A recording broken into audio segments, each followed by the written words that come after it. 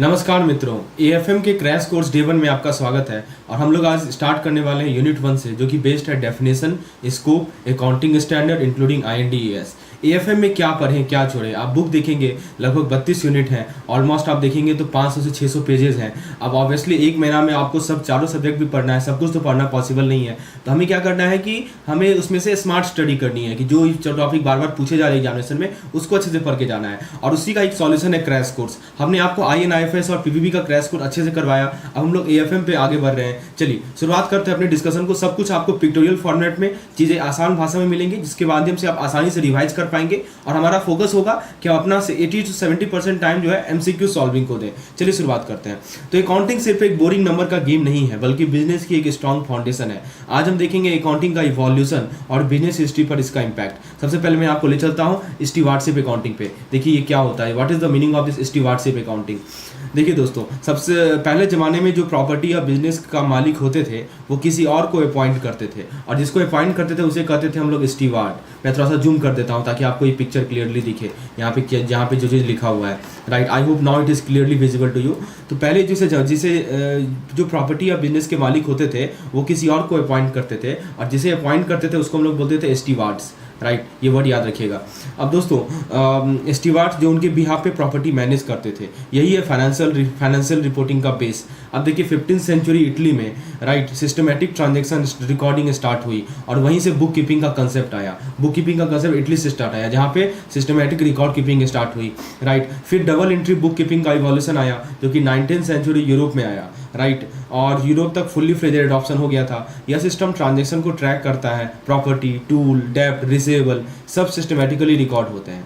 समझ में आया दोस्तों स्टीवार्डशिप अकाउंटिंग के बारे में। इसके यदि इकोनॉमिक इंपैक्ट की बात करें तो अकाउंटिंग सिर्फ एक रिकॉर्ड कीपिंग टूल नहीं है, बल्कि इकोनॉमिक ग्रोथ का बूस्टर भी है। यह इन्वेस्टमेंट को फैसिलिटेट करता है और बिजनेस डिसीजन को स्ट्रॉन्ग बनाता है। राइट, तो अल्टीमेटली इकोनॉमिक डेवलपमेंट को सपोर्ट करता है। तो ये तो मैंने आपको इन स्टीवार्डशिप अकाउंटिंग बताया। उसके बाद जो अगला अकाउंटिंग का टाइप है वो है हमारा फाइनेंशियल अकाउंटिंग। आइए इसे समझते हैं दोस्तों।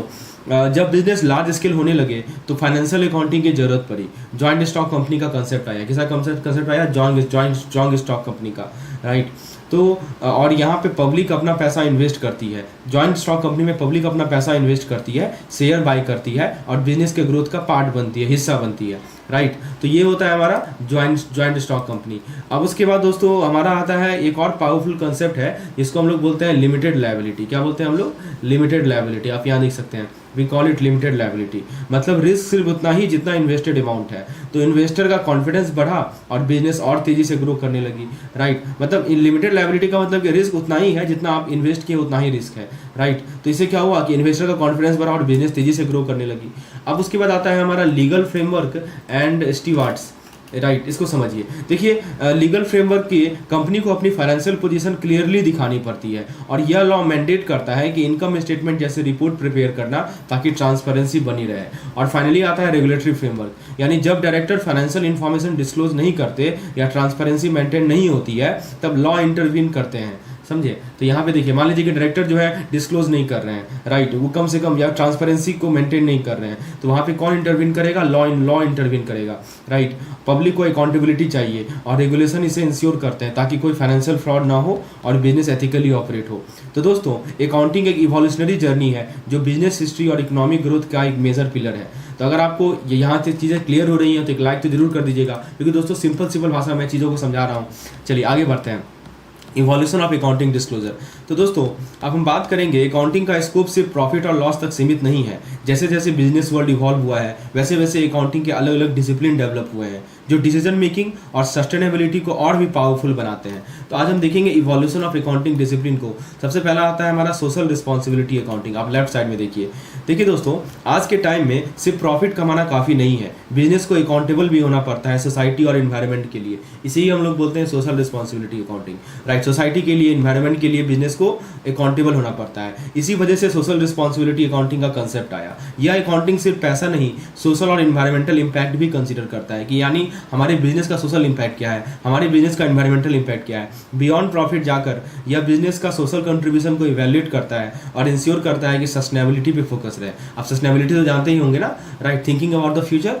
Then we have the cost accounting. तो कॉस्ट अकाउंटिंग क्या होता है कि जो एक बिजनेस के प्रोडक्शन और सेल्स कॉस्ट को ऑप्टिमाइज करने में मदद करता है। दो चीज़ देखिएगा, एक तो सेल्स कॉस्ट होता है और एक होता है प्रोडक्शन कॉस्ट। इन दोनों कॉस्ट को ऑप्टिमाइज करने में ये अकाउंटिंग बहुत हेल्पफुल रोल प्ले करता है। अब देखिए कुछ इंडस्ट्रियल चैलेंजेस होते हैं, इंडस्ट्रियल चैलेंज की वजह से साइंटिफिक मैनेजमेंट और रिफाइंड कॉस्ट अकाउंटिंग की जरूरत पड़ी। देखिए कुछ चैलेंजेस की वजह से क्या हुआ कि कॉस्टिंग टेक्निक को और रिफाइन करने की जरूरत पड़ी, साइंटिफिक मैनेजमेंट और रिफाइंड कॉस्ट अकाउंटिंग की जरूरत पड़ी। कॉस्ट अकाउंटिंग के मेजर प्रिंसिपल हैं, जैसे कि आप देखेंगे cost control, assessment, right, stock valuation, profit measurement, ये सब के सब जो है कॉस्ट अकाउंटिंग के मेजर प्रिंसिपल हैं। तो ये क्या करते हैं, ये जो हमारे ये प्रिंसिपल है ना, ये resource optimization, right, efficiency analysis को भी इंश्योर करता है ताकि बिजनेस मैक्सिमम प्रॉफिटेबिलिटी अचीव करे। ठीक है, तो बेसिकली सेल्स को कैसे बढ़ाया जाए, सेल्स कॉस्ट को कैसे बढ़ाया जाए, और फिर प्रॉफिट ये प्रोडक्शन कॉस्ट को कैसे कम किया जाए, इस पे बात करता है। इसके मेजर प्रिंसिपल क्या क्या है, cost control, stock valuation, profit measurement etcetera, right, और रिसोर्स ऑप्टिमाइजेशन और एफिशिएंसी एनालिसिस को भी इंश्योर करता है ताकि बिजनेस मैक्सिमम प्रॉफिटेबिलिटी अचीव करे।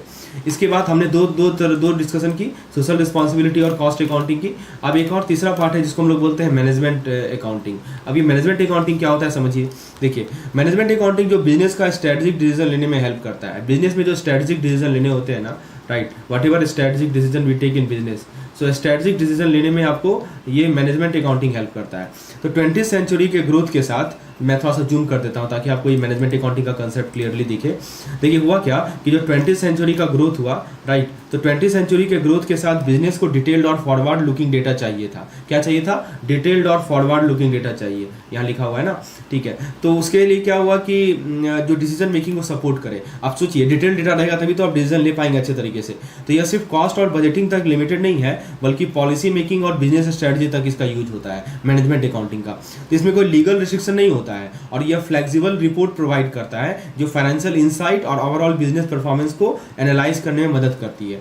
समझ आया। तो दोस्तों ये अकाउंटिंग डिसिप्लिन बिजनेस ग्रोथ का एक स्ट्रॉन्ग पिलर है। सोशल अकाउंटिंग, राइट, हमने अभी बात की कॉस्ट अकाउंटिंग की, और तीसरी हमने बात की मैनेजमेंट अकाउंटिंग। तीनों एक सक्सेसफुल बिजनेस के लिए जरूरी है। तो फ्रेंड्स आपको यदि इंटरेस्टिंग लगा हो तो क्या करना है, चैनल इस पार्टिकुलर वीडियो को लाइक कर दीजिए और चैनल को सब्सक्राइब कर दीजिए ताकि आपको ऐसे वीडियो टाइम टू टाइम मिलते रहे।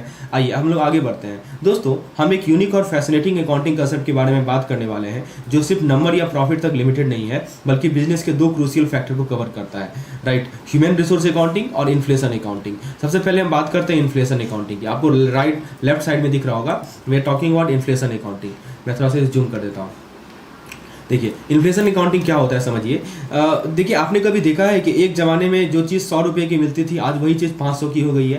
तो यही इन्फ्लेशन का इफेक्ट है। और जब प्राइस बढ़ती है ना तो बिजनेस की एसेट वैल्यू और प्रॉफिट भी आर्टिफिशियली इन्फ्लेट दिख सकता है। तो देखिए सिंपल सी बात है, जैसे भी कोई चीज़ का प्राइस बढ़ेगा, ठीक है, तो दो चीज़ होता है। प्राइस बढ़ने से क्या होता है कि बिजनेस का जो एसेट वैल्यू है, ठीक है, एसेट वैल्यू भी आपको बढ़ा हुआ दिखेगा बिजनेस का, और दूसरी बात की जो है प्रॉफिट भी जो है वो आपको आर्टिफिशियली इन्फ्लेटेड दिखेगा।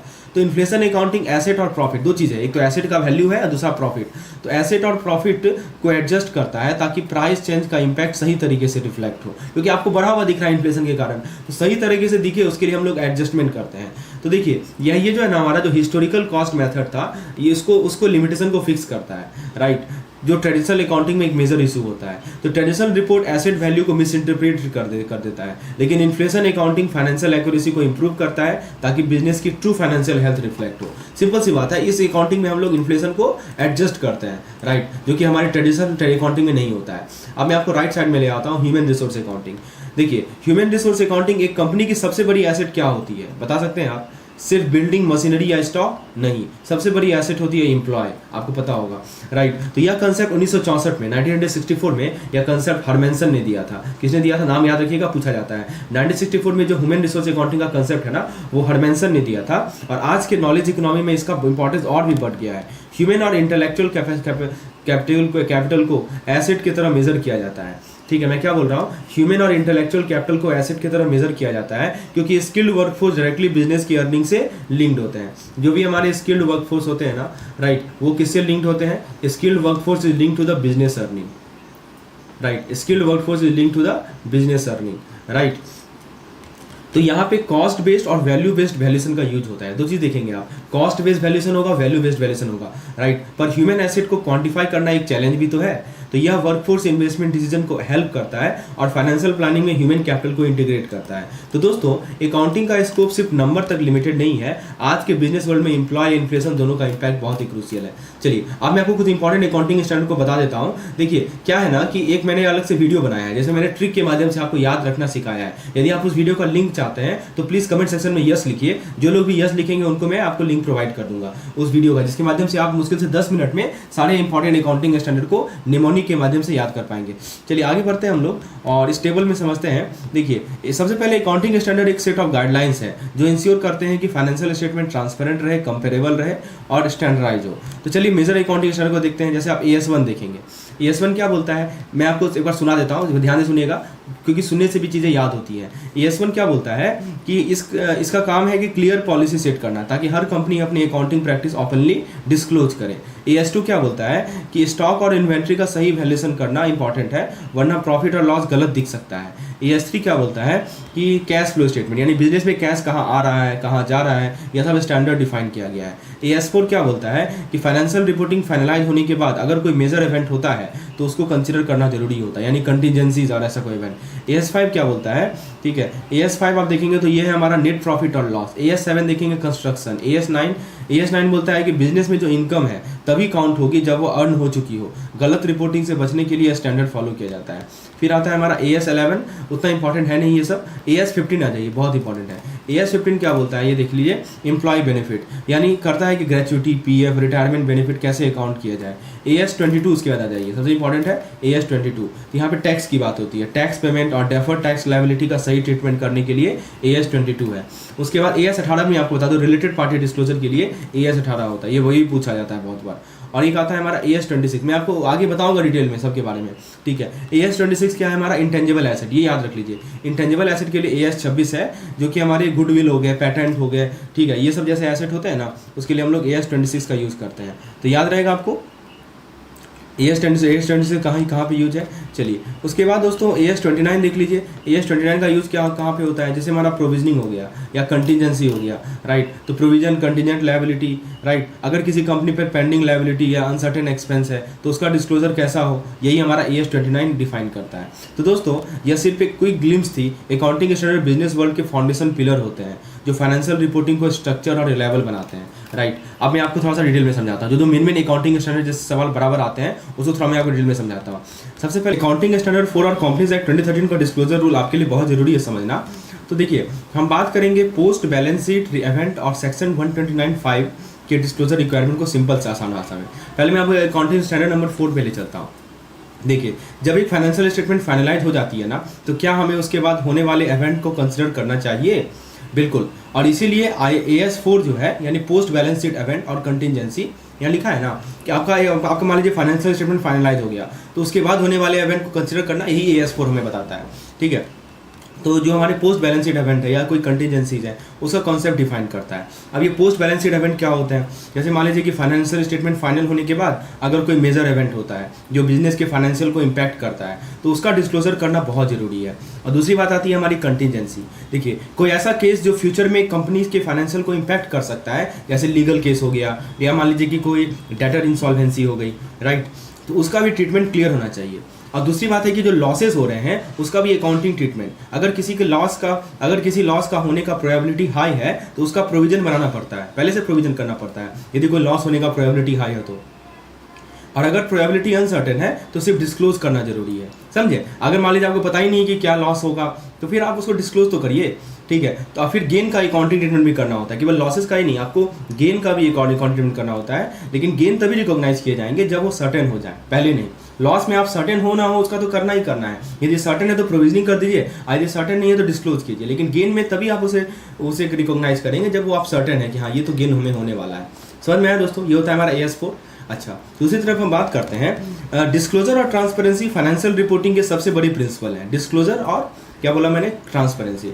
तो देखिए कंपनी को अपनी फाइनेंशियल स्टेटमेंट में अकाउंटिंग स्टैंडर्ड का प्रॉपर कॉम्प्लायंस फॉलो करना पड़ता है। तो और ये सेक्शन नंबर 129 सबसेक्शन 5 के अंदर आता है। और यदि कंपनी स्टैंडर्ड फॉलो नहीं करते हैं तो उसको लीगल एक्शन या पेनल्टीज का सामना करना पड़ता है। तो दोस्तों ये दोनों कंसेप्ट बिजनेस और फाइनेंशियल ट्रांसपेरेंसी के लिए बहुत इंपॉर्टेंट है। Accounting standard 4 uncertain event contingencies का प्रॉपर ट्रीटमेंट बताता है और सेक्शन 129 सबसेक्शन 5 डिस्क्लोजर को इन्फोर्स करता है। तो अगर आपको ये एक्सप्लेनेशन समझ आया हो तो लाइक करें, शेयर करें और चैनल को सब्सक्राइब भी कर लें। चलिए, तो आपको समझ में अकाउंटिंग स्टैंडर्ड और डिस्क्लोजर रिक्वायरमेंट का क्या बेसिक कंसेप्ट है। आप मैं आपको आगे ले चलता हूँ अगले कंसेप्ट की ओर। तो जो हमारा नेक्स्ट कंसेप्ट है वो अकाउंटिंग स्टैंडर्ड नंबर 5 और 10 है। आइए इसको समझते हैं सिंपल भाषा में। दोस्तों, फाइनेंशियल रिपोर्टिंग में क्लैरिटी और ट्रांसपेरेंसी बहुत काम आती है और इसी काम के लिए AS5 और AS10 बने हैं। आज हम जानेंगे कि कैसे फाइनेंशियल स्टेटमेंट में policy change, extraordinary item, fix asset का प्रॉपर अकाउंटिंग होता है। चलिए दोस्तों, होपफुली आपको चीज़ें समझ में आ रही होंगी। यदि आप इस तरह के PDF चाहते हैं ताकि आप एग्जामिनेशन से पहले क्विकली रिवाइज कर सके मेन पॉइंट को, जिससे सवाल बराबर आ रहे हैं सभी यूनिट्स के लिए, आपको PDF प्रिंटेबल फॉर्मेट में मिलता है। आप उसका प्रिंट निकाल के उसको रिवाइज भी कर सकते हैं। तो हमारी क्रैश कोर्स से आप जुड़ जाइए ना। आपको 35% का डिस्काउंट मिल रहा है। 1000 रुपीज़ दिखेगा, 35% माइनस करके 650 में आपको मिल रहा है वो कोर्स, यानी 650 में आप चारों पेपर मिल रहा है, राइट। और वो भी आपको सारा PDF डाउनलोड मिल रहा है, आपको वीडियोस मिलेंगे। हमारा मेन एम यही है कि जो 20% टाइम है वो केवल आप दें थ्योरी पढ़ने में, 80% टाइम दें क्विज में। हर एक दिन का आपको क्विज मिलता है, इस टॉपिक से रिलेटेड आपको क्विज मिलेगा जिसको आप कहीं भी अटेम्प्ट कर सकते हैं। तो फ्रेंड्स, ये क्रैश कोर्स उन लोगों के लिए है जो अभी सोच रहे हैं कि हमारे पास कम टाइम है, कैसे हम पूरे सिलेबस को कंप्लीट करें इतने कम समय में। तो आप केवल उतना करके जाइए जो बार बार रिपीट हो रहा है। और ये हम कैसे बता रहा हूँ मैं, ये पिछले जो 3 से 4 साल के परीक्षा हुए हैं उसका क्वेश्चन पेपर को एनालाइज करके मैं आपको सामने जानकारी दे रहा हूँ। तो विशेष जानकारी के लिए आपको क्या करना है दोस्तों, इस नंबर को सेव कर लीजिए और इस पर आप मुझे व्हाट्सएप करके डिटेल जानकारी प्राप्त कर सकते हैं, राइट। या डिस्क्रिप्शन में जाइए इस वीडियो का, वहाँ पर भी दोस्तों आपको इसका जानकारी मिल जाएगा। चलिए आगे जानकारी को, डिस्कशन को जारी रखते हैं। तो हम लोग बात करते हैं अकाउंटिंग स्टैंडर्ड नंबर 5 की पहले में।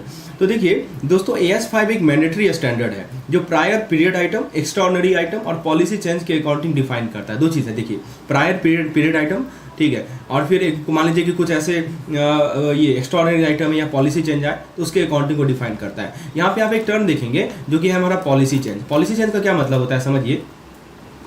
तो यहाँ देखिए लिखा गया ना, इसके अंदर प्रायर पीरियड आइटम होंगे, जैसे कि एरर ओमिशन हो गया, करंट अकाउंट होंगे, एक्स्ट्राऑर्डिनरी आइटम होंगे, ठीक है। तो अब मैं आपको थोड़ा सा पॉलिसी चेंज के बारे में समझाता हूँ कि देखिए, पॉलिसी चेंज अलाउड सिर्फ तभी होता है जब कोई स्टेटरी रिक्वायरमेंट हो, राइट। जब मान लीजिए कोई स्टेटरी रिक्वायरमेंट है तभी पॉलिसी चेंज की रिक्वायरमेंट होती है, अलाउ होता है, स्टैंडर्ड में चेंज हो या रिपोर्टिंग बेटर हो सके, राइट। तो बेसिकली इम्पैक्ट का क्वांटिफिकेशन और डिस्क्लोजर जरूरी होता है कि ये जो हमने पॉलिसी चेंज की उसका क्या इम्पैक्ट पड़ेगा, उसको क्वांटिफाई करना, उसको मैथमेटिकली रिप्रेजेंट करना, ये भी बहुत जरूरी होता है। डिस्क्लोज तो करना ही करना है। अच्छा, मैंडेटरी स्टैंडर्ड डिस्क्लोजर क्या होता है।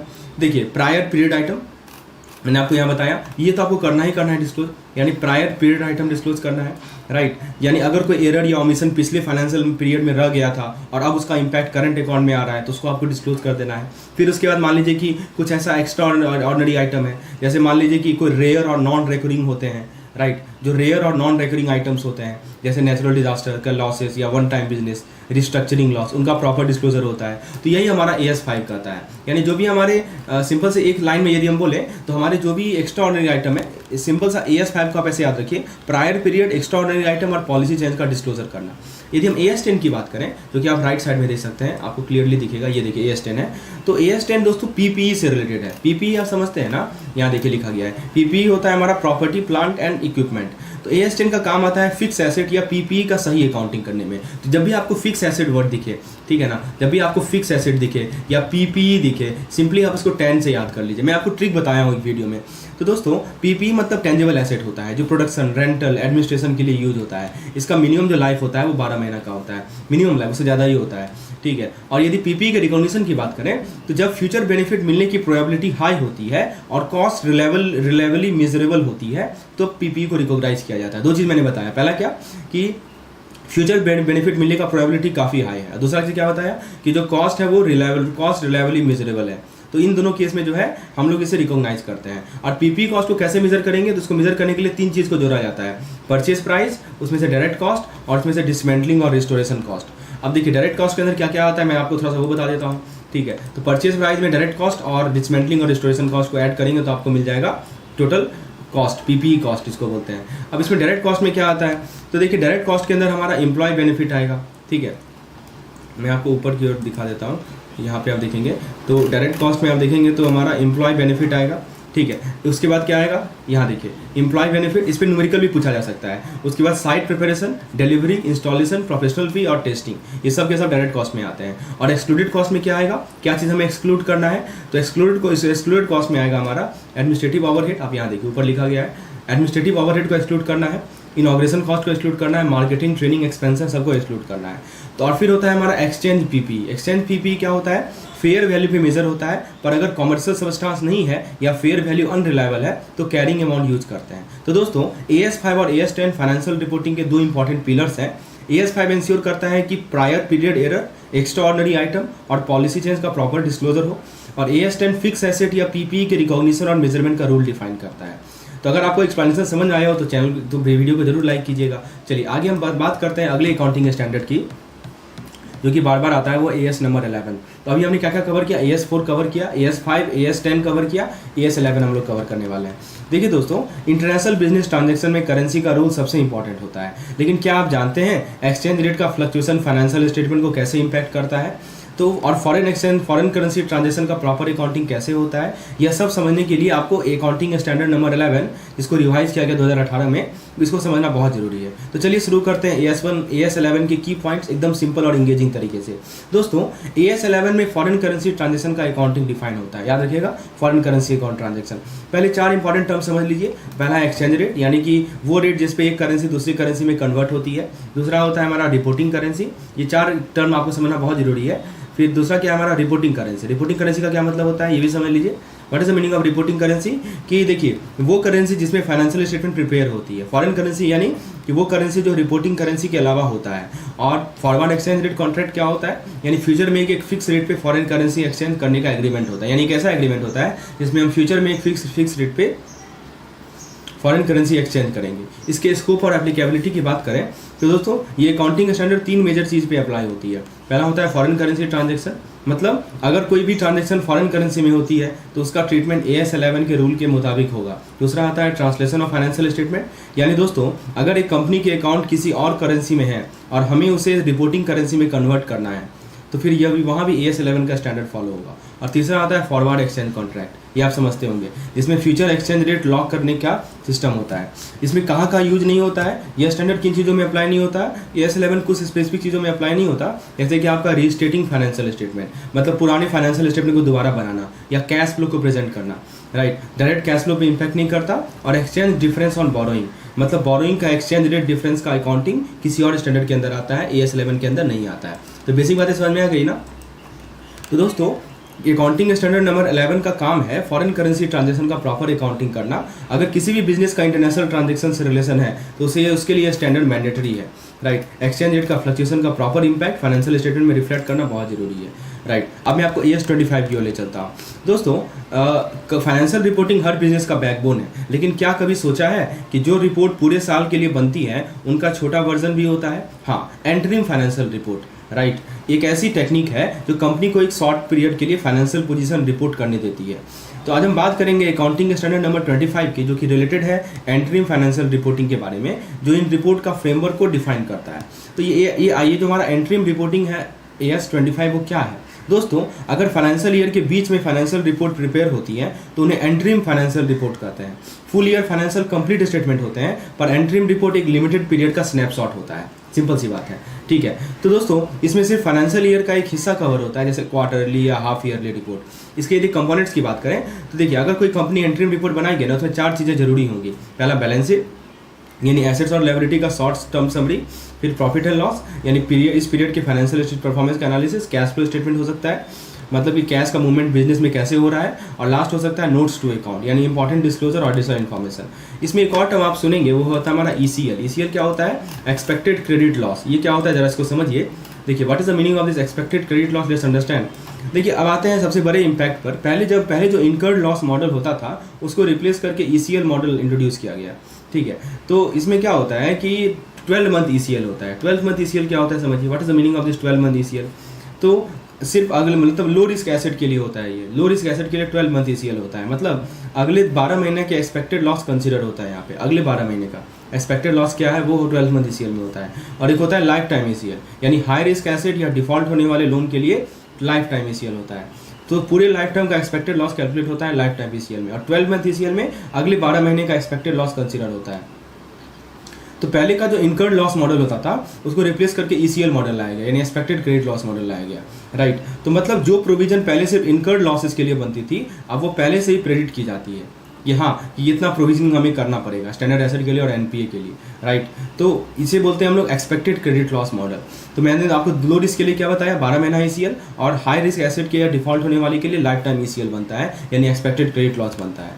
तो बातें समझ में आई। तो जो प्रोविजन हम पहले सिर्फ इनकर्ड लॉस के लिए बनाई जाती थी, अब वो दोस्तों पहले से ही प्रेडिक्ट की जाती है, इसी को बोलते हैं एक्सपेक्टेड क्रेडिट लॉस। अब दोस्तों दूसरी बात आती है आईएनडीएस का क्या इम्प्लीमेंटेशन का क्या इम्पैक्ट पड़ा। तो आईएनडीएस के आने के बाद फाइनेंशियल एसेट क्लासिफाई होते हैं और कैश फ्लो और इंटेंट के बेसिस पर। किसके बेसिस पे क्लासिफाई होते हैं, कैश फ्लो के बेसिस पर और इंटेंट के बेसिस पर। यहाँ पे आप दो वर्ड देखेंगे, एक देखेंगे कैश फ्लो, दूसरे देखेंगे इंटेंट, ठीक है। इसमें आप एक वर्ड देखेंगे एमोटाइज कॉस्ट। क्या मतलब होता है कि देखिए जिसमें एसेट को ग्रेजुअली एक्सपेंस करते हैं, हम लोग एसेट को क्या करते हैं, ग्रेजुअली एक्सपेंस करते हैं, राइट। अब एक होता है फेयर वैल्यू। फेयर वैल्यू या तो हम ओसीआई पे करेंगे या पीएनएल, ओसीआई या पीएनएल, जिसमें मार्केट वैल्यू के अकॉर्डिंगली वैल्यूएशन होता है। एक होता है इंटरेस्ट रिकॉग्निशन। तो इंटरेस्ट रिकॉग्निशन भी आप इफेक्टिव इंटरेस्ट रेट पे होता है। ईआईआर समझते हैं ना, ईआईआर का फुल फॉर्म होता है इफेक्टिव इंटरेस्ट रेट, यानी इंटरेस्ट को भी रिकॉग्नाइज करना है तो हम लोग इफेक्टिव इंटरेस्ट रेट का यूज करेंगे, जो कि कूपन, नेट फ्री और प्रीमियम डिस्काउंट को भी इंक्लूड करता है।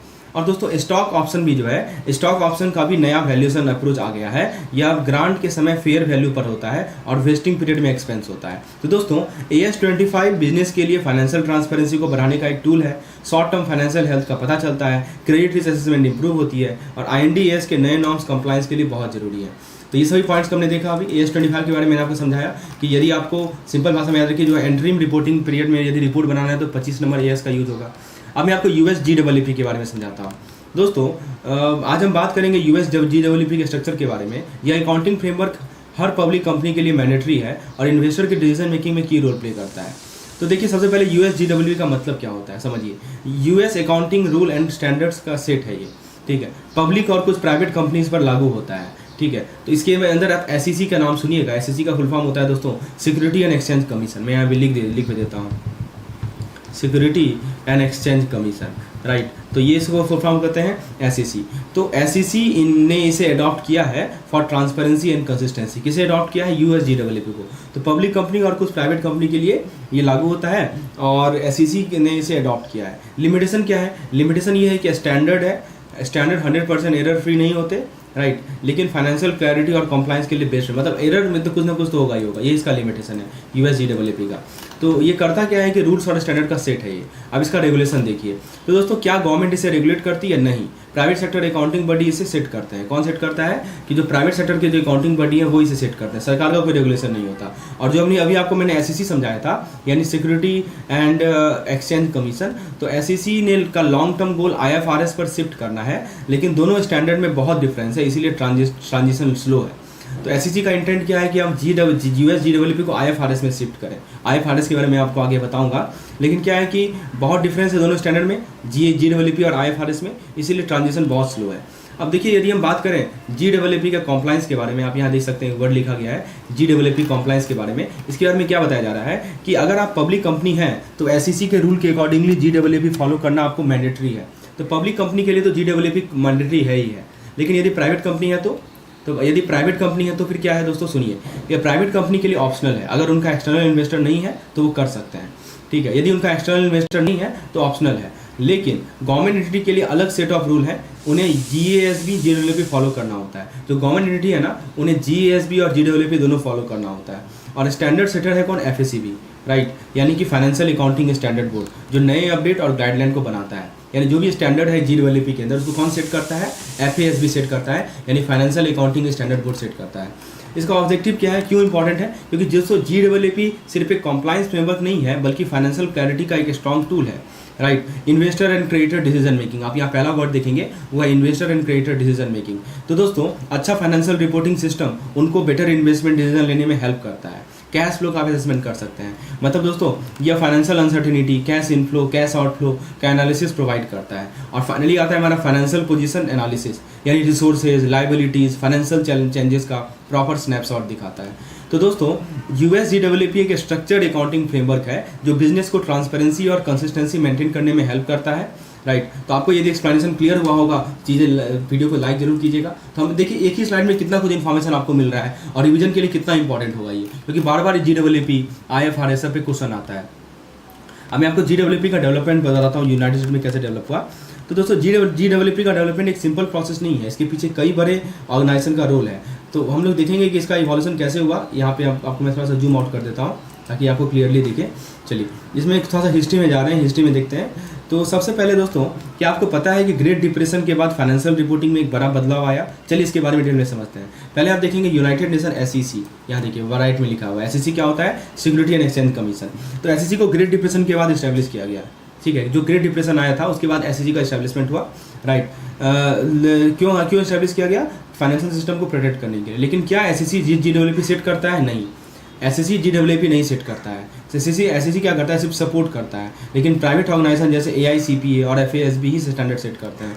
अब देखिए कुछ प्राइवेट ऑर्गेनाइजेशन का मैंने आपको FASB का बताया था ऊपर, वो सेट करते हैं। दूसरा आप देखिएगा यहाँ पे AICPA का फुल फॉर्म है American institute of certified public accountant.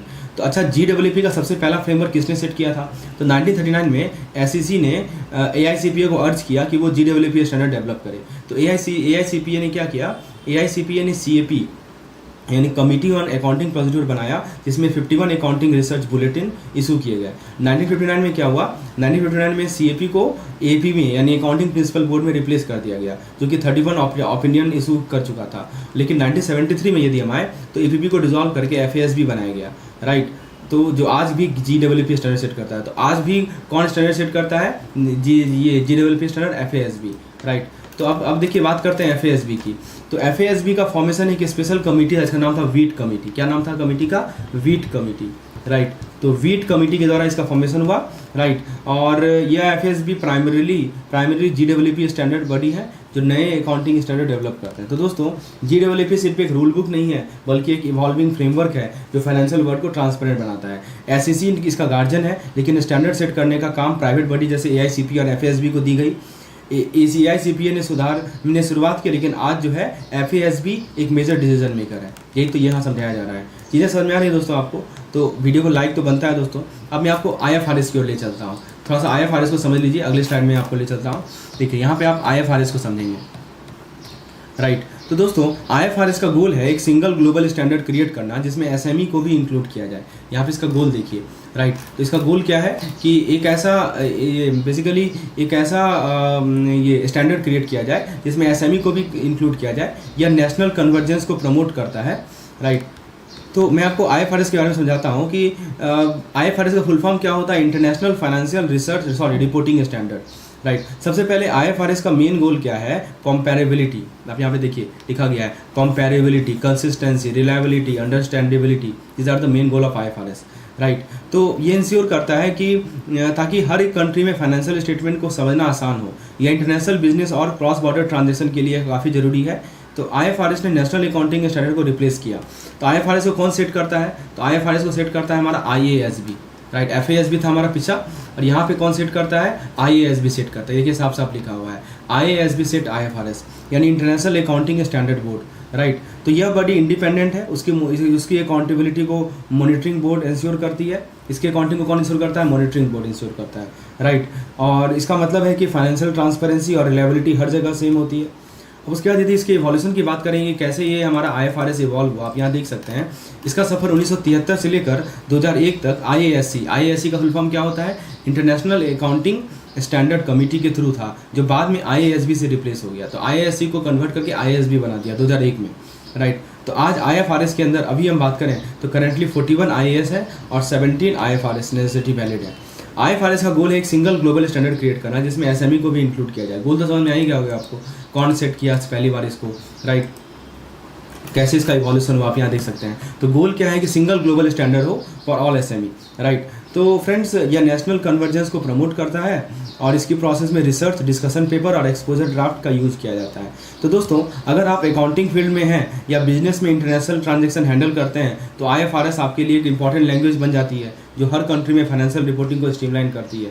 अब मैं आपको लास्ट वाली स्लाइड पे ले चलता हूँ और हम बात करेंगे ट्रांसफ़र प्राइसिंग के बारे में। सबसे इंपॉर्टेंट पॉइंट देखिए, ट्रांसफ़र प्राइसिंग का मतलब होता है इंटरनल प्राइसिंग, जो कि हम लोग अलग अलग डिवीजन में यूज़ करते हैं, right. So these are a kind of internal pricing use between different division. एक ही फर्म के अंदर, एक ही बैंक के अंदर जो अलग अलग डिवीजन होते हैं, उसमें जो हम लोग इंटरनल प्राइसिंग होता है उसको ट्रांसफ़र प्राइसिंग बोलते हैं। ये बहुत ज़रूरी है फर्म के लिए जो कि मल्टीपल सेगमेंट या मल्टीपल डिवीजन में ऑपरेट होती है, ठीक है ना, मल्टी डिविजनल फर्म। कुछ ऐसे फर्म होते हैं ना जो कि उनका बहुत सारा डिवीजन होता है, राइट। तो उनके लिए ट्रांसफ़र प्राइसिंग बहुत ज़रूरी है। पर्पज़ ये है कि जो हमारा कॉस्ट को इफेक्टिवली एलोकेट करें, यहाँ लिखा ना कॉस्ट एलोकेशन में हेल्प करता है, ठीक है। और जो हमारा ROI होता है, रिटर्न ऑन इन्वेस्टमेंट होता है, उसको मैनेज करता है, और जो एक सेगमेंट वाइज रिपोर्ट क्रिएट करता है बिजनेस ऑपरेशन के लिए। यदि हम बात करें इंटर डिवीजन ट्रांजेक्शन की, तो इंटर डिवीजन ट्रांजेक्शन क्या होता है कि हमारा इंटरनल एक्सचेंज होता है। इंटरनल एक्सचेंज है डिपार्टमेंट के बीच में या डिवीजन के बीच में। जैसे मान लीजिए कि प्रोडक्शन हो गया, मार्केटिंग डिवीजन, आपस में इंटर डिवीजन ट्रांजेक्शन हो रहा है। जैसे मान लीजिए कि पेरेंट कंपनी है, उसकी फॉरेन सब्सिडरी के साथ इंटर डिवीजन एक्सचेंज हो रहा है। तो ऐसे ट्रांजेक्शन जो है प्रॉफिट डिस्ट्रीब्यूशन को भी अफेक्ट करते हैं। जैसे मान लीजिए कि इंटरनल ट्रांजेक्शन के लिए जो प्राइस सेट है वो डायरेक्टली इम्पैक्ट करते हैं कि कैसे प्रॉफिट को डिवीजन के बीच में शेयर किया जाएगा। और यदि हम बात करें ट्रांसफर प्राइसिंग इतना इंपॉर्टेंट क्यों है, क्योंकि दोस्तों सिंपल सी बात है, MNC के लिए ट्रांसफर प्राइसिंग बहुत क्रूशियल है, क्योंकि उनको प्रॉफिट एलोकेशन में, कॉस्ट एलोकेशन में हेल्प करता है, और वो इंश्योर करते हैं कि सभी डिवीजन जो है ऑप्टिमली परफॉर्म करें। तो इंटर डिवीजन ट्रांजेक्शन अफेक्ट कर सकता है कितने कैसे प्रॉफिट स्प्रेड होगा अलग अलग बिजनेस सेक्टर में। एक और इंपॉर्टेंट प्रिंसिपल है जिसको हम लोग बोलते हैं arm length principle. Transfer pricing में बहुत इंपॉर्टेंट प्रिंसिपल है, सुन लीजिए इसको क्या होता है कि ये जो है ट्रांसफर प्राइसिंग का हर्ट माना जाता है। आर्म लेंथ प्रिंसिपल बोलते हैं इसको। क्या कहा जाता है? इसको हर्ट कहा जाता है। तो ये इंश्योर करता है कि प्राइस जो है अलग अलग डिवीजन में वो फेयर रहे और अनबाइस रहे। जैसे ट्रांजेक्शन का प्राइसिंग होता है दो इंडिपेंडेंट पार्टीज में ओपन मार्केट में। तो जो आर्म लेंथ प्राइस होता है, शॉर्ट में इसको ALP बोलते हैं, ये क्या करता है कि अवॉइड करता है किसी भी तरह का मैनिपुलेशन या artificial shifting of profit between the division, right. तो इसका काम है कि किसी भी प्रकार का जो मैनिपुलेशन है या जो आर्टिफिशियल शिफ्टिंग है प्रॉफिट का दो डिवीजन के बीच में, उसको अवॉइड करना, राइट। और यदि हम बात करें रेगुलेटरी इन्फ्लुएंस की, तो यहाँ पे आप नीचे देखेंगे what is the meaning of regulatory influence. मतलब ये होता है कि बहुत सारे ग्लोबल ट्रांसफ़र प्राइसिंग पॉलिसीज़ हैं जो कि डिटरमाइन करते हैं कि इंटरनेशनल ट्रांजेक्शन के प्राइस रेंज क्या होंगे। तो ये रूल हमें हेल्प करता है डबल टैक्सेशन में, और लोकल रेगुलेशन के मिसअलाइनमेंट्स को प्रिवेंट करता है। बायलैटरल टैक्स ट्रीटी को फॉलो करके फर्म जो है सेम इनकम, मतलब ऐसा नहीं होता है कि एक ही इनकम पे बार बार हम टैक्स दे रहे हैं अलग अलग कंट्री में, उसको अवॉइड कर सकते हैं, राइट। जैसे कि उसी लिए क्या होगा कि पैसा वो सेव कर पाएंगे और स्मूथ ऑपरेशन ग्लोबली होगा। समझ में आया दोस्तों? तो बस इतना आपने सुन लिया ना। अब आप क्वेश्चन जाके अटेम्प्ट कीजिए जो हमने आज के फोल्डर में डाल रखा है। प्लीज़ अटेम्प्ट कीजिए, देखिए आपको कितना मार्क्स आ रहा है। 60% से ऊपर आ रहा है तो बहुत अच्छी बात है, आपका कंसेप्ट क्लियर है। यदि कम आ रहा है तो एक बार फिर से वीडियो देख लीजिए। और इस PDF को आप डाउनलोड कर सकते हैं क्रैश कोर्स के अंदर रिवीजन के लिए। और यदि आप क्रैश कोर्स से जुड़ना चाहते हैं तो फिर से मैं यहाँ नंबर लिख देता हूँ 8292857381, सेव कर लीजिए।